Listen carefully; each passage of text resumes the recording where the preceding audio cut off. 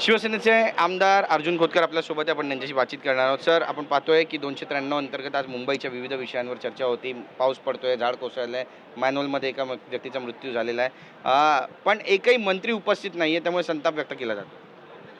अर्थात आता माननीय अध्यक्षांनी सभागृह लावलं म्हटल्यानंतर मंत्री महोदयाने हजर राहायला पाहिजे होतं, पण तो बघतोय आपण काल रात्रीपासून मुंबईमध्ये प्रचंड पाऊस आहे. लोकांना घराच्या बाहेर निघणं अवघड झालेलं आहे. कदाचित ते एक कारण असू शकतं. आपत्कालीन परिस्थिती असल्यामुळे कदाचित झालं असेल, परंतु उपस्थित राहायला पाहिजे.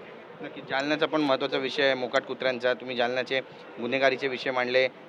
मुलं कशी गुन्हेगारीमध्ये जातात त्याचे पण विषय मांडले.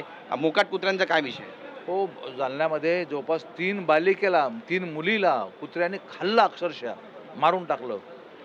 इतके हिंसक झाले कुत्रे आता शहरामध्ये. त्यांच्या टोळ्या निर्माण झाल्या आणि ते लहान लहान मुलावरती अटॅक करू लागले. त्यामुळे हा प्रश्न मी उपस्थित केलेला आहे. आज त्याच्यावर चर्चा होईल. नक्की धन्यवाद आमची बातचीत केल्याबद्दल. कॅमेरा पर्सन रोहन पवारसह गिरीश गायकवाड, TV9 मराठी, मुंबई.